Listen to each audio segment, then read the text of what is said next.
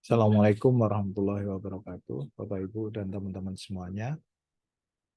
Untuk yang kedua kalinya, saya akan menjelaskan saat ini bagaimana secara singkat melakukan audit berbasis risiko. Jadi teman-teman semuanya, kalau bisa lihat di background saya ini adalah salah satu kerangka yang menjelaskan tentang bagaimana proses untuk melakukan audit berbasis risiko.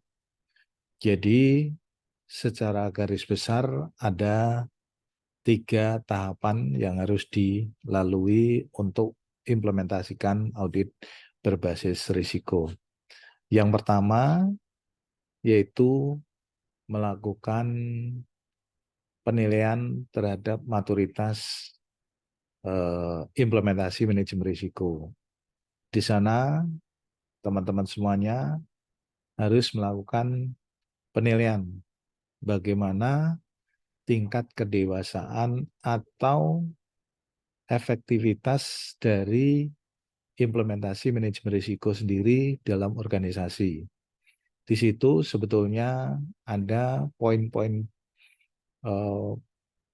atau indikator yang bisa dipakai dalam penilaiannya. Namun secara singkat sebetulnya ada bisa ditanyakan terhadap misalnya kalau kita melakukan self-assessment, misalnya contohnya apakah di organisasi kita sudah membuat yang namanya pedoman manajemen risiko. Kemudian meningkat lagi apakah sudah ada aturan, sudah ada struktur, sudah melakukan risk assessment, sudah melakukan risk assessment baik secara manual atau secara elektronik atau otomasi sampai pelaporan apakah memang manajemen risiko itu sudah berjalan dengan efektif atau belum. Nah, setelah itu selesai dengan melihat efektivitas penerapan manajemen risiko dari level 1 sampai 5, maka selanjutnya kita akan menentukan metodologi audit kita.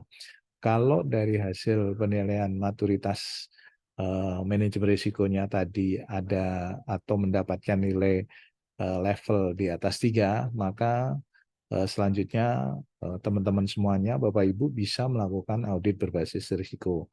Karena dengan telah terimplementasinya manajemen risiko dengan baik level 3, 4, atau apalagi 5, maka audit berbasis risiko akan lebih baik. Ya. Nah, ada kalau misalnya di organisasi yang belum mencapai level 3, bisa pendekatan-pendekatan lain yang nantinya ke arah manajemen audit berbasis risiko. Namun demikian akan saya jelaskan tahapan selanjutnya. Misal organisasi Bapak Ibu sudah mencapai level 3 atau 4 atau bahkan 5. Nah, selanjutnya kita di level penyusunan rencana audit berbasis risiko. Dari hasil risk assessment yang sudah didapatkan, maka kita akan bisa menentukan mana-mana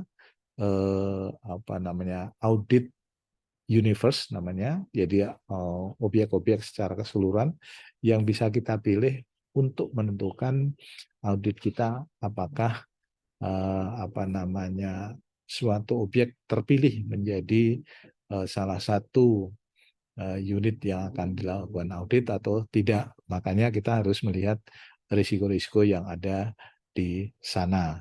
Nah, setelah kita menentukan namanya audit universe, maka kita bisa menentukan objek-objek yang akan kita lakukan.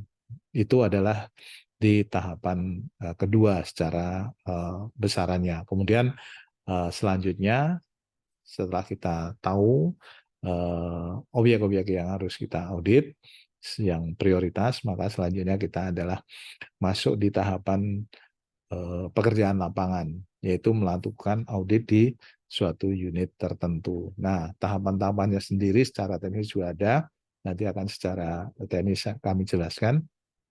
Namun demikian, mungkin secara global untuk audit teknisnya sendiri setelah kita menentukan atau memilih audit objek audit yang kita lakukan, kita masuk, kita akan melihat tahapan-tahapannya secara teknis. Nah, nanti kita akan saya jelaskan selanjutnya. Jadi sekali lagi tahapan audit berbasis risiko ada 3 tahapan utama, yaitu menilai maturitas dari implementasi manajemen risiko, yang kedua penyusunan perencanaan auditnya sendiri, yang ketiga pelaksanaan di lapangan. Saya kira sementara itu dulu yang bisa kami sampaikan. Terima kasih. Wassalamualaikum warahmatullahi wabarakatuh.